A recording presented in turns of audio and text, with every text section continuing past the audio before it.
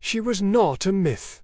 She was real, and she could kill you before the snow melted on your boots. Archaeology now confirms what saga and rumor only hinted at 4 centuries. Some Viking women didn't just survive their world. They mastered it. A bloodied axe hits frozen ground. A silhouette stands above it, breathing slow and steady. Her body isn't posed, it's prepared. This isn't a reenactment. It's a reintroduction. Today, strength is a choice. In the Viking world, it was a condition of existence. One woman scrolls past gym routines and motivational slogans. The other grips a shield with hands calloused from rope and reins. For her, there's no curated feed, no rest day. Just the daily calculus of life and death, etched into every scar she carries. This is not a commentary on modern strength. It's a reminder. Empowerment then had no language, only outcomes. Shieldmaidens were not fantasy figures conjured in mead halls. They stood beside brothers in battle, but they also governed farms while their clans raided. They stitched wounds by torchlight. They mourned children. They managed winter stores, negotiated blood feuds, and returned to battle when called. Their strength wasn't compartmentalized. It was total, and it was expected. This documentary doesn't ask whether they existed. We begin with the assumption that they did, because now the evidence demands it. Runes carved into swords, skeletons buried with shields, sagas passed through generations. This is not a fantasy. This is their forgotten truth. Snow stretches silent and untouched beneath a winter sky. The fjord glows pale blue at sunrise. Astrid stands barefoot on the frozen ground, her breath a slow pulse of vapor in the cold air. Inked runes streak her forearms, drawn in dark ochre. They are not decorative. Each one marks a name, a prayer, a promise. Her feet do not flinch. Her skin steams where fire and ice meet. A wolf howls far off. She does not turn. Instead, she draws her sword. Astrid, her name is found not in saga alone but in soil. At Birka in Sweden, a 10th century grave was uncovered. A warrior buried with weapons, horses, and honor. For years it was assumed mal until bone analysis confirmed the truth. The warrior was a woman, and not alone. Other graves like it have surfaced across the Norse world. Astrid is drawn from these records, not a fabrication, a composite of the evidence. Sword by her side, history beneath her feet. She sharpens her blade slowly. The rasp of steel on stone is steady, practiced. With each motion she chants, not loudly, but with precision. These aren't words of bravado. They're ritual, a rhythm passed through generations. The sword is sharp, but the silence is sharper. This is not training. This is remembering. Her lips move, forming syllables whose meanings are half lost to time. But their shape still matters. They settle the mind. They signal readiness. Behind her, the ground rises into a low burial mound, a cairn of stones, dusted in snow. Her sister lies there, also a fighter, also remembered in carved bone and ash. The burial was fresh in the season before frost took the river. Today's preparation is not for battle. It is for grief. The raven circling overhead does not call out. It simply watches. The wind carries a low tone across the fjord, like breath, like warning. The camera does not cut away. It stays with her as she turns toward the rising sun. This isn't folklore, it's memory with a body. The runes on her arms, the scars across her fingers, the grave behind her. She stood on snow, barefoot and unshaken. Not a myth, a memory. A woman leads the room. Her blazer is sharp, her voice controlled, her face composed. Around her, laptops glow and clocks tick. She's presenting numbers she memorized at midnight, sipping coffee that's gone cold. Her eyes flick to the corner of the screen. Another alert, another meeting, another reminder she's supposed to be grateful. The calendar says she's in control. Her body says otherwise. Behind the high-functioning surface, exhaustion. On the screen, a split begins. 2 lives, 2 settings, both under pressure. Astrid moves across a frozen field, eyes locked on tracks in the snow. Her shoulders steady beneath wool and hide. She breathes deep, calm, alert. Meanwhile, in an open office floor plan, the modern woman toggles between messages. Slack pings stack like snowfall. Her thumbs move faster than her thoughts. One hunted elk, the other hunts inbox 0. Astrid drags the carcass across the snow. Her blade works with precision, no hesitation. This is survival, learned and repeated. She doesn't pause to celebrate. There's no time. In the boardroom, the modern woman clicks through her final report. She's done everything right. She ends the call, rubs her face, and exhales. Her inbox is quiet now. She's not relieved, just emptied. Today we talk about strong women. They lived it, with no one to applaud. In the Viking Age, 85% of property transfer cases allowed women to inherit leadership roles. If a husband died, a wife didn't beg to be taken seriously. She took the reins. Farm records, legal disputes, food reserves, all within her authority. Sagas and law codes from Iceland and Norway confirm it. A widow was expected to lead. She didn't ask for power. She assumed it. Now, the boardroom woman sits in an HR meeting where her promotion is deferred again. This time, for team balance. We carry titles like shields, boss, warrior, survivor, mother, each one a badge, earned and defended. For women like Astrid, identity wasn't layered or labeled, it was lived whole. One moment she's hammering iron into nails, the next she's nursing a child, then training with her blade. No applause, no post, no compartmentalization. Her strength wasn't curated, it was constant. This isn't about nostalgia, it's about perspective. The Shieldmaidens didn't have easier lives.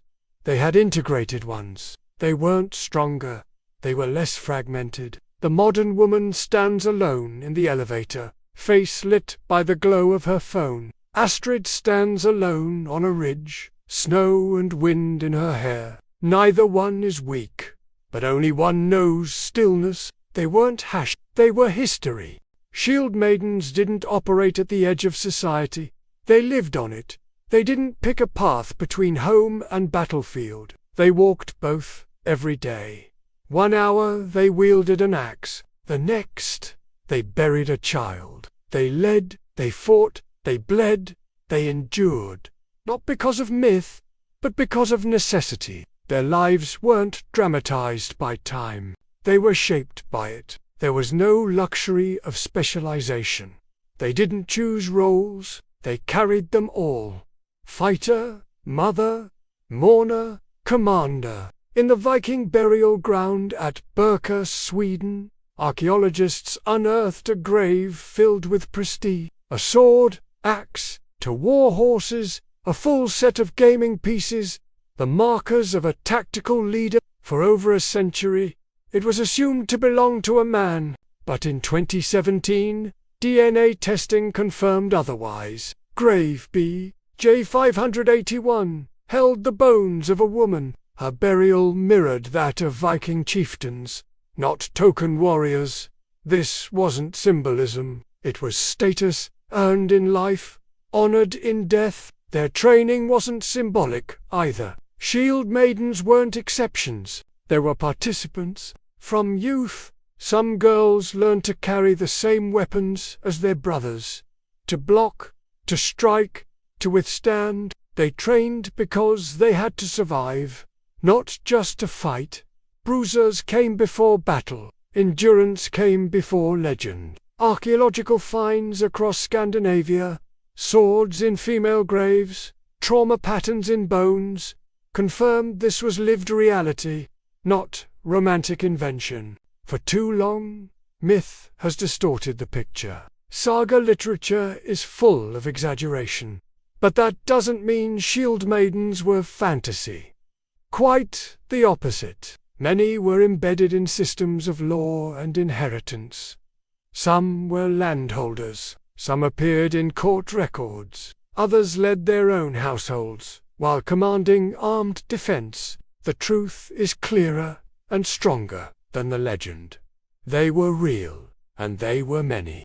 This story isn't about reclaiming a myth, it's about recovering a memory. It is about understanding that the most extreme Viking lives weren't always lived by kings, but by women balancing swords and sorrows in equal measure. What remains of their lives tells us not just how they fought, but how they endured. We're not chasing a fantasy, we're recovering a legacy. They found the grave in Birka, Sweden, nearly a millennium undisturbed. Inside, weapons, arrows, two war horses, and a full set of tactical gaming pieces. For decades, the assumption was unchallenged.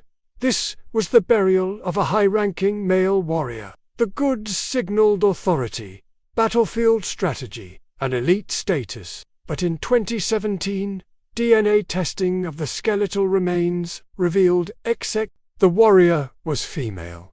Not a mistake, not a novelty, a commander buried with full rights, no indication of ridicule or reduction, just honor. What was once overlooked now stood as evidence. Not myth, but memory. Among the grave goods were more than weapons. The presence of gaming pieces suggested intellect, planning, battlefield foresight.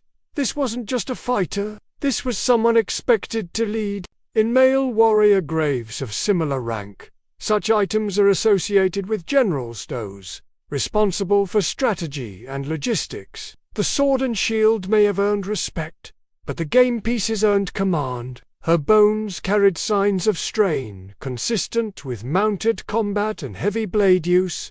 Nothing ornamental, all functional. The sagas had told us, we just hadn't believed them. Characters like Leg and Herva populate Norse literature. Women who led armies, claimed vengeance, held command. For generations, historians dismissed them as literary devices, symbolic inversions. But the archaeology says otherwise. These stories weren't exaggerations, they were reflections. Snorri Sturluson, writing of Lagertha, called her courage unmatched by any man. The graves, the wear on the bones, the weapons at rest, each piece confirms the literature. These women existed. Training didn't begin in adulthood.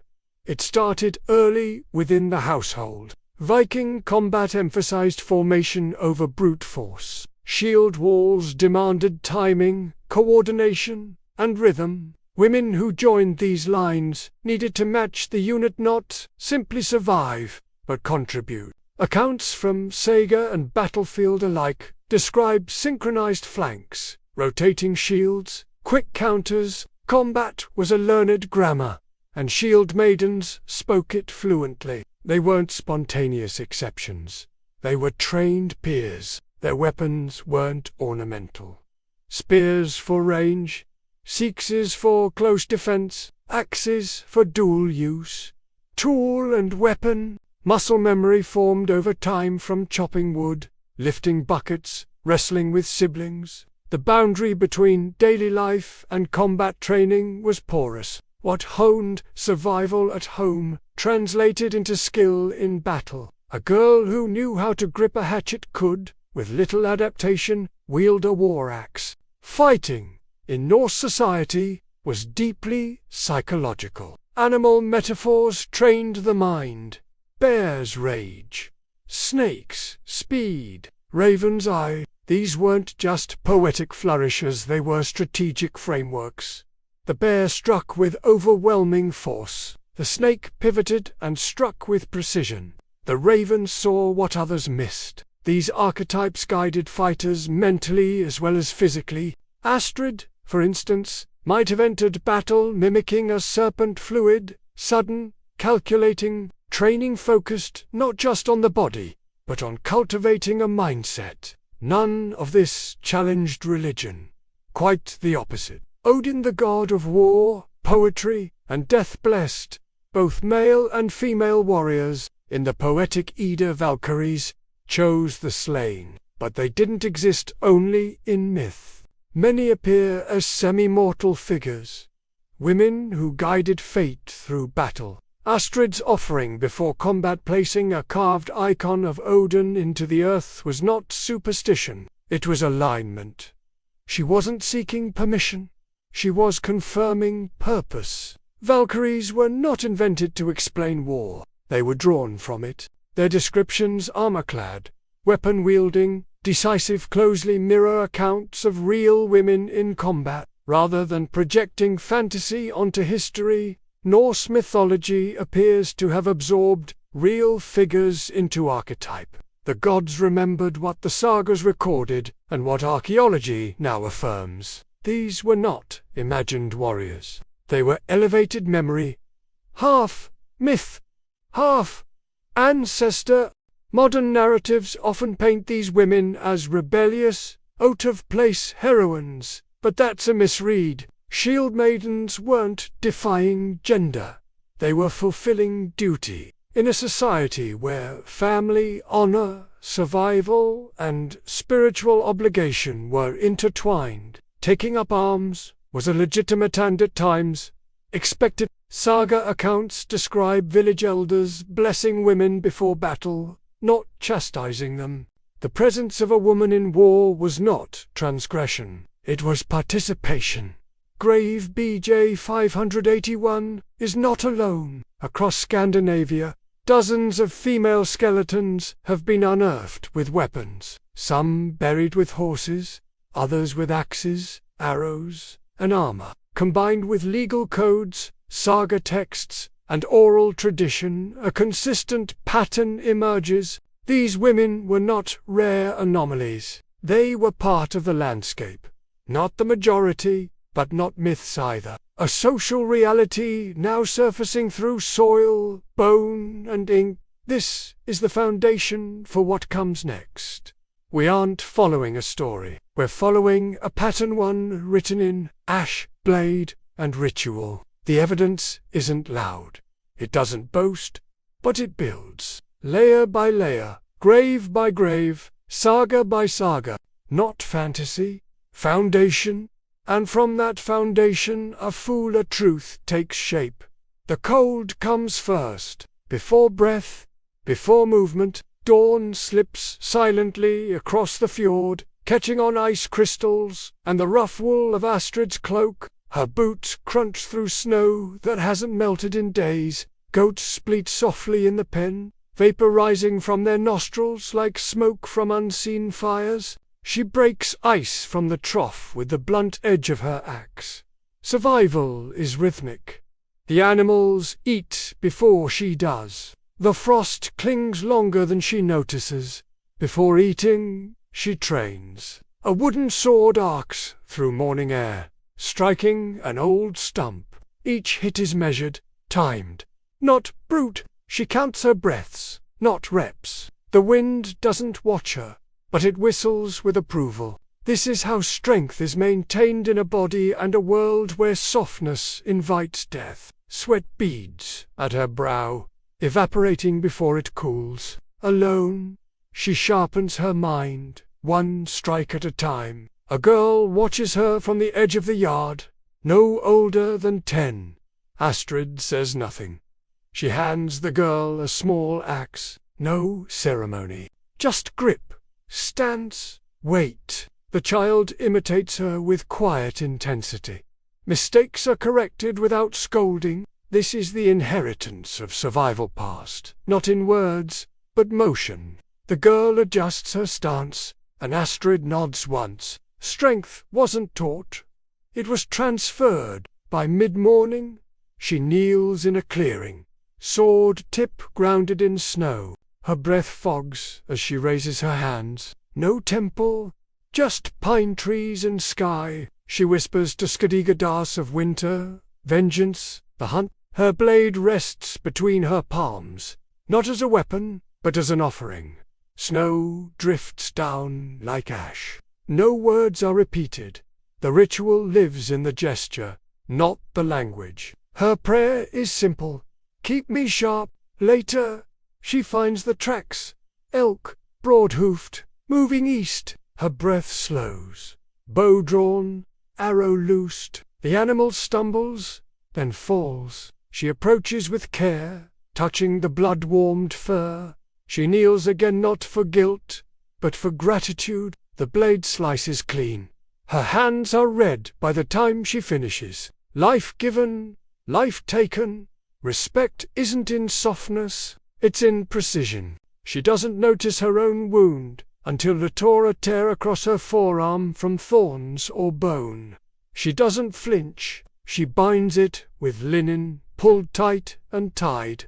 No ritual here, just practice. Pain is part of the agreement she never signed, but always honors. Back at the longhouse, she visits the Volva older, sharp-eyed, cloaked in sage smoke. Astrid speaks of last night's dream. Snow turning to fire. Her mother's voice calling from beneath ice. The Volva listens without reaction. Then she stirs ash into a spiral and pauses. You fear death, she says. But more, you fear not being remembered.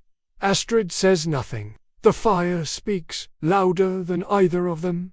Outside, she gathers sage, yarrow, wormwood, not just for poultices, for rituals, for scent, for grounding. She moves through the underbrush like a shadow, choosing each stem with intention. The herbs will dry above the hearth, reminding her of the seasons that still pass, even when nothing else seems to. Her home is small, hide and wood, fire and stone. A hound eats from a carved bowl. She mends a torn sleeve using a needle made from bone. Everything is done in silence, but not in solitude. The room holds the echoes of those she's loved. Her sister, her mother.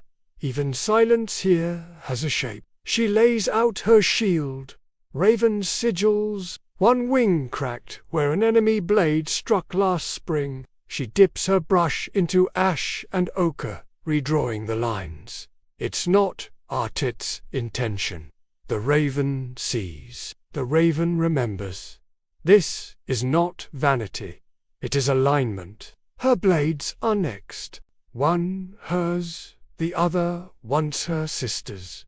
She sharpens both with even strokes, each breath matched to steel on stone. Not just to prepare but to remember. The edge must be ready, but so must the mind. The raid isn't until spring, but the preparation is now. She oils her boots, checks her rope, ensures the runes carved into her pendant are still visible. A comb, too delicate for war, rests beside her gear. It once belonged to her mother. She lifts the comb. Carved bone, smoothed with age, a swirl of old gentleness in a life of sharpened edges. She holds it quietly, not using it, just feeling the reminder that softness wasn't always a threat. Some parts of the past you don't repair, you carry. She dreams of Valhalla, feast halls and golden shields, but more often she dreams of dying on the wrong field alone, unseen. Before she sleeps, she places her sword beside her bed, not from fear, from familiarity. She sleeps like she lives with iron nearby, and ghosts in her dreams.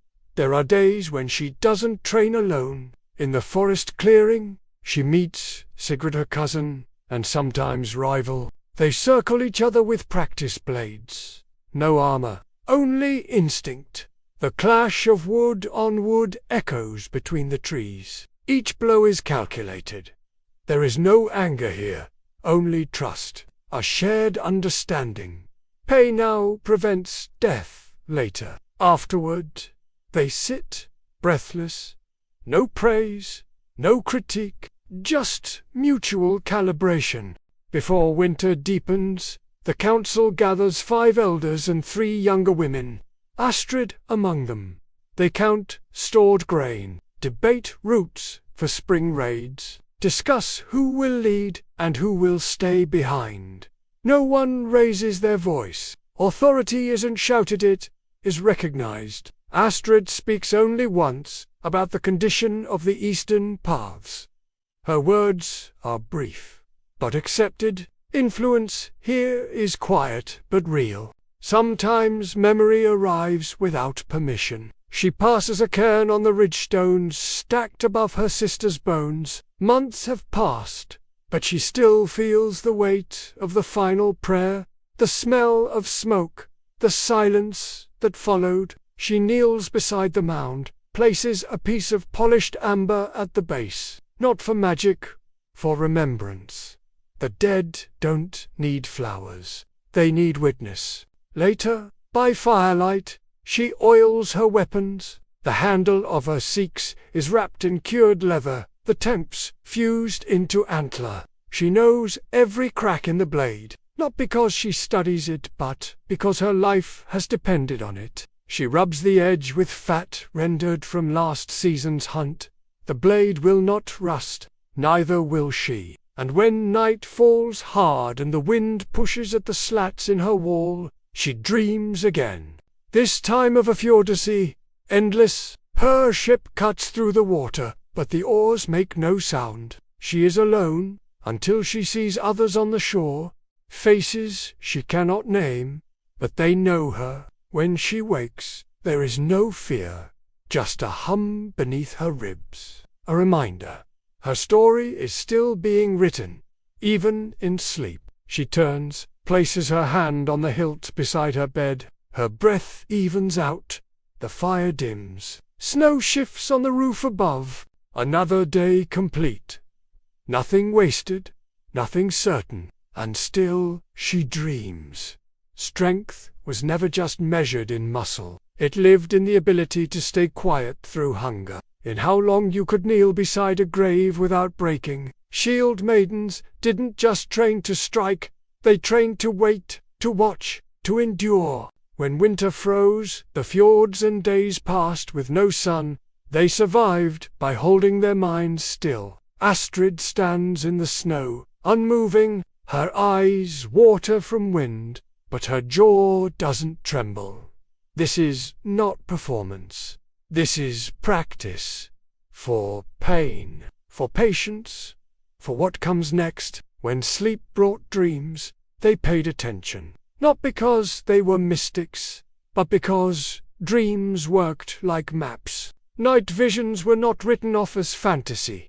They were decoded like battlefield reports. Astrid wakes from one now, heart pounding. She kneels by the hearth, takes charcoal from the edge of the fire, and sketches symbols into the ash. Later, she will bring them to the Volva, the seer.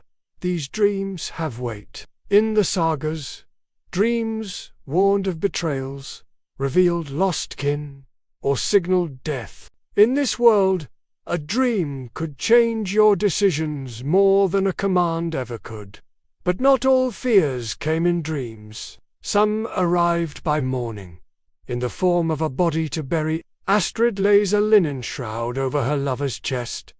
Her hands do not shake. She ties a knot at the ankles, then one at the wrists. She cuts her braid and places it beneath the body's head. This grief is private, but not hidden. There are no tears, not because she doesn't feel them, but because she can't afford to. By dusk, she will lead others into a raid. Grief is not something they outran, it was something they wore, like a scar, like armor. To die on the battlefield wasn't an end, it was the peak, the promise. If your hand still held a weapon at the moment of death, you might be seen by the Valkyries and carried to Valhalla. The hall of the slain was not just for men. Women who died with blades drawn were promised the same fate. Norse mythology was not a closed gate. It was a mirror. A woman with a sword was not less sacred. She was equally chosen. Fire blazes high over the funeral pyre, and a sword rests across the chest. She is not mourned as a widow. She is honored as a warrior. The bond between shieldmaiden and weapon was not casual. Swords and axes weren't equipment. They were identity. Astrid's blade carries runes down its hilt. She traces them with her thumb before every battle. Some shieldmaidens named their weapons. Others passed them down through bloodlines. The steel wasn't a tool. It was continuity. When Astrid lost her sister, she kept her seeks, not to preserve her memory, but to keep that edge in the fight. Even in silence, the blade spoke. Not all battles were fought on foreign shores. When men died in raids, it was often women who kept the land and the order intact. Astrid sits now on a carved stool, 2 villagers at her feet, disputing a border fence. Her axe rests across her knees. She doesn't shout, she listens, decides. Her authority is not questioned. Norse law codes, like the Groggers, acknowledged women as household heads, inheritors, and when needed, they led with iron. This wasn't only local truth. It was visible to outsiders. Foreign chroniclers, from the Islamic traveller Ibn Fadlan to the German bishop Adam of Bremen, recorded Viking women as striking figures. One trader wrote of women with steel eyes and calloused hands, who spoke with the same weight as their male counterparts to those outside the north. Viking women were already mythic, not because they were imagined, but because they defied foreign expectation. They were not deferential. They were deliberate. Strength didn't exclude softness, but softness was earned. Astrid kneels by a child with a cut hand. She tears linen, presses it clean, and wraps it tight. Her face is different here. Not warmer, just less guarded. Kindness was not a constant. It was a choice, and that made it more powerful. Viking women weren't void of tenderness. They were simply precise with where they placed it, when to show it, and who could see it. Power, to them, was not something you demanded. It was something you carried daily, without applause. Astrid doesn't seek control. She maintains it through competence, through ritual, through survival. The way she sharpens her blade is not flashy. It is habitual. The way she gathers herbs isn't spiritual performance. It's strategy. No slogan, no speech, just practice. Power was not granted. It was observed. Tonight, she stands by the fjord, alone, sword planted in the earth. She is not performing. No one is watching, but her ancestors would know. She doesn't pose for strength. She sustains it. Her silhouette holds steady as the wind cuts across the water. She does not clamor for recognition. She embodies continuity. They didn't brand their identities. They lived them. When Astrid fights, she doesn't declare herself a warrior. She proves it in her movements. When she grieves, she doesn't narrate the pain. She folds it into function. Their psychology was not romantic. It was forged. Forged by ice, blood, hunger, and ritual. They believed in fate, but they trained anyway. They honored death, but they feared dishonor more. Their minds were not coddled. They were carved. And still, the culture allowed room for meaning. Dreams mattered. Memories mattered. Weapons bore names. Elders were consulted. Strength wasn't pure aggression. It was channeling. Just as a river finds its bed, the shieldmaiden learned to hold power without spilling it, to move without collapsing, to speak without wasting breath. When a shieldmaiden died, she wasn't just buried with her gear. She was buried with her story. Astrid's grave, when it comes, will hold her Sikhs, her raven-marked shield, her mother's carved comb. Each object speaks of survival, of sacrifice, of identity maintained across winters and wars. This wasn't fantasy, it was reality. Sharpened by snow, sealed by time. The strength of the Shieldmaiden wasn't imagined, it was practiced, daily, privately, consistently. And what we remember now is not mythology, it's memory, still breathing beneath the frost. Food wasn't comfort, it was calculation. For Shieldmaidens, survival began in the gut. High-fat diets, seal blubber, fish oil, dried meats, fermented milk, powered long hunts and cold raids. These weren't casual meals. They were metabolic armor. Astrid chews a strip of dried herring, packing more into a hide pouch sealed with birch pitch. The fuel she stores today could mean endurance on the ice field tomorrow. In modern terms, her body shifts into ketosis, converting fat into energy that outlasts sugar and grain.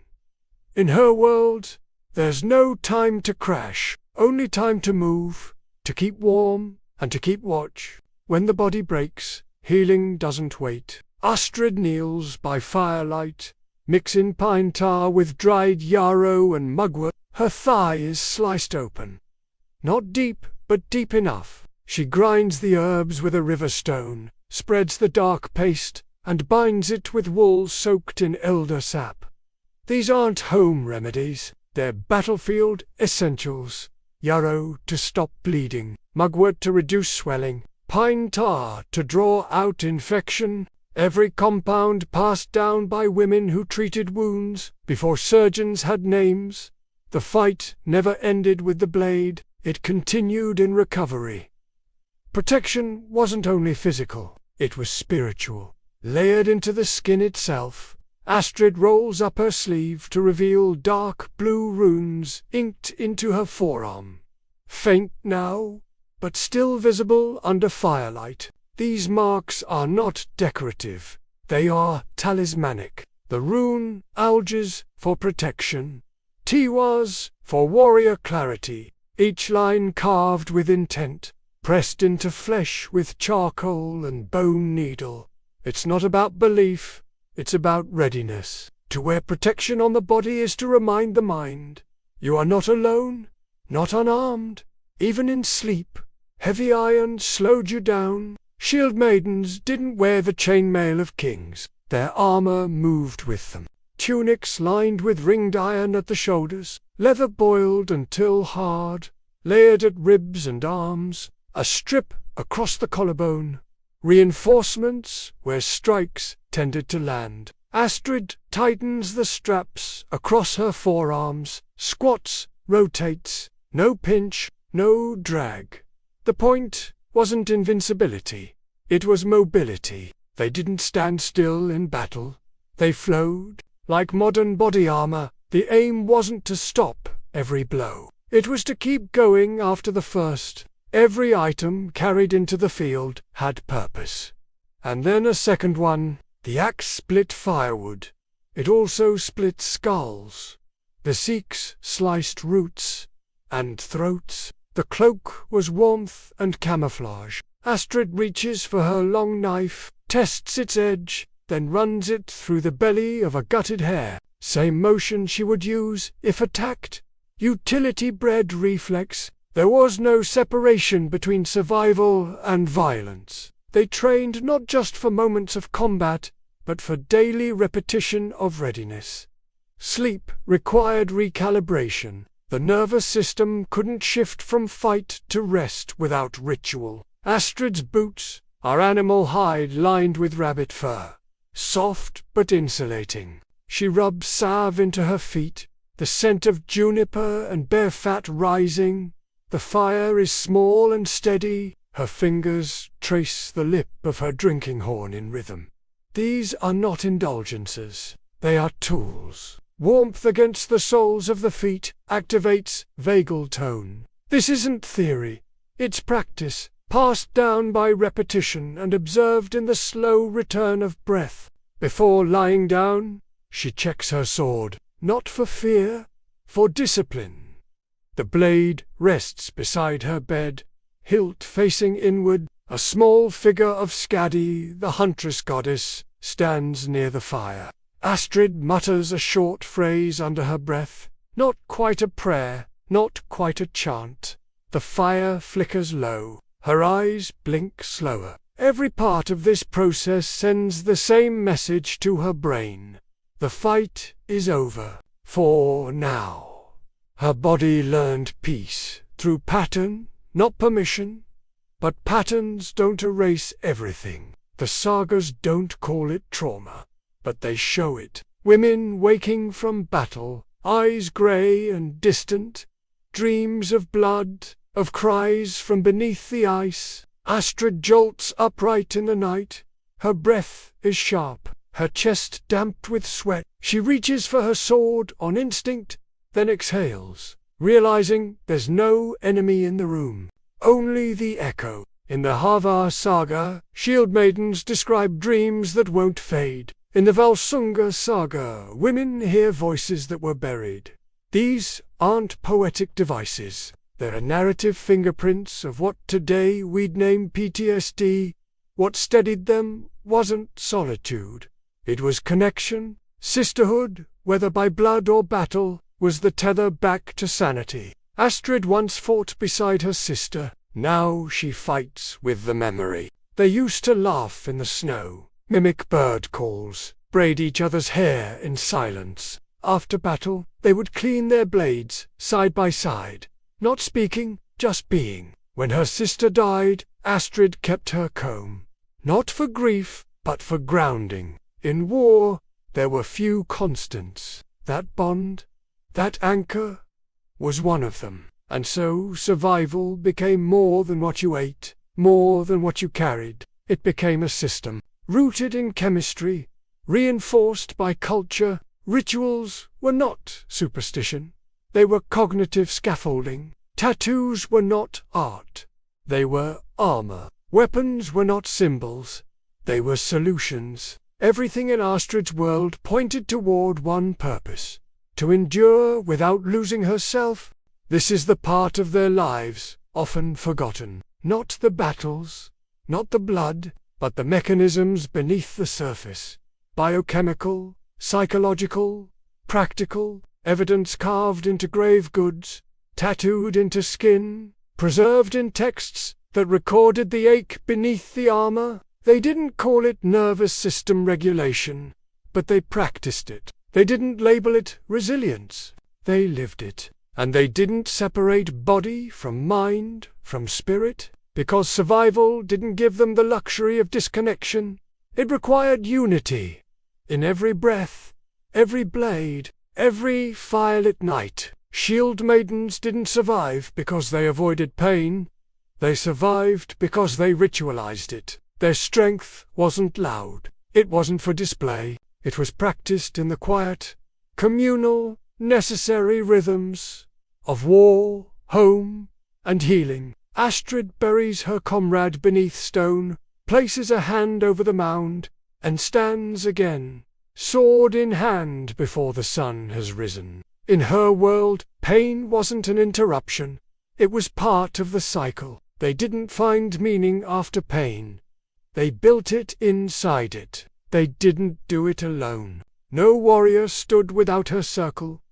The fire, the hand on the shoulder, the voice in the dark saying, "You are not alone." Siblings, clans, companions formed an emotional armor, more powerful than around the hearth. They shared not just warmth, but memory. They recited lineage, retold dreams, tended to wounds of flesh and spirit.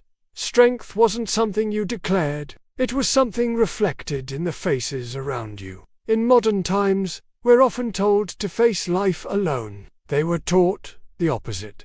Survival depends on the village. Every ritual had a purpose. Painting runes before battle wasn't about belief. It was about rhythm. Chanting before leaving home wasn't superstition. It was regulation. Astrid murmurs a line to Skadi, as she straps on her boots, breath steadying. She's not suppressing fear, she's shaping it. Richa gave form to what otherwise would be chaos. Over wounds, they whispered songs. After loss, they lit the same flame in the same order.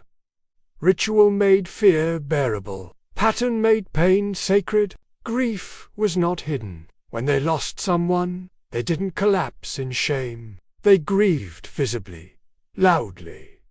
With keening voices and raw hands, Astrid stands at a stone grave, her palm pressed flat, her voice cracking into wind. It's release. They didn't confuse silence for strength. They knew grief wasn't a crack in the armor. It was the armor, the hardened place where love had lived. Their ability to mourn made them strong, and kept them human. Maybe you've never lifted a sword, but maybe your soul has. Maybe you've held vigil by a hospital bed. Maybe you've stayed upright while something inside you broke. Maybe you've walked into rooms where you weren't safe, but stood anyway. That's the core truth. This isn't just about them. It's about us. Strength isn't forged in iron alone. It lives in endurance, in presence, in the choices made when no one is watching. Today, strong woman is often reduced to a posture, a look, a filter, a curated feed, but Shieldmaidens knew better. Strength was what you could carry, what you could protect, what you could outlast. Astrid doesn't show her strength. She enacts it daily, without applause. She binds her wound. She lifts her shield. She helps another woman tighten her armor strap. No audience, no post, just living through what needed to be done. Empowerment wasn't a performance. It was persistence. To feel fully, to live vividly, to protect and endure. That was rebellion. And still is. Strength isn't looking unshaken. It's choosing to live anyway. Astrid walks through snow with blood on her boots and a baby strapped to her back. A modern woman holds her child with the same set jaw, the same hollow under her eyes. The contexts have changed. The core has not. Living fully, not numbly, not passively, is an act of power, especially now. Their knowledge wasn't lost, just buried, beneath slogans, beneath busyness, beneath silence. But it's still there, in the body, in the breath, in the way your hand knows when to reach for another. Astrid's silhouette stands in a field of snow. It begins to shift, until it becomes a modern woman, walking down a city street, snow falling, head up. The line between you and her isn't broken, just buried. And now, maybe, it's time to remember. The fire burns low. Astrid lies on her side, her breath even. One hand rests on the hilt beneath her pillow. Not intention, but out of habit.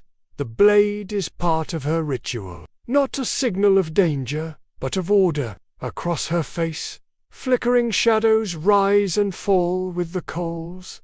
This is not rest taken. It's rest allowed by the body, by the silence, by the completion of another day. Outside, the wind hums against the wood, but inside, all is still. She dreams. In the dream, snow crunches under her bare feet. In the distance, fire crackles. Not with menace, but warmth. And somewhere beyond the flame, a voice calls her name. Clear, familiar, female. The voice doesn't startle her. It summons her. In the dream, she doesn't flinch. She walks forward. A frozen fjord reflects the fire. A woman's outline appears, beckoning. Astrid's shoulders lower. She is not being chased. She is being welcomed. Her eyes stay closed, but her lips shift. The faintest smile. It's not joy, exactly. It's recognition. Her body does not stiffen. It relaxes. She's not unaware of danger. She's fluent in it. But now, There is no resistance left in her. The work is done. The call has come. Her breath slows. The fire dims. Her fingers release the hilt. She lived like a storm, and rested like a flame. The camera lingers. Her shield hangs on the wall, scratched, worn, intact. A carved comb sits on a wooden table. Her sisters, beside it, a drinking horn, a bundle of herbs, a bone needle. Nothing perfect. Everything earned. These are not relics, they're records. The room doesn't try to impress. It holds what matters. A raven calls once in the distance, then silence. This is not a legend, not a symbol. It is the quiet truth of a life that held more than war. It held duty, memory, devotion. Shield maidens were real, and their strength was not in fantasy, but in fire, loss, silence, and blood.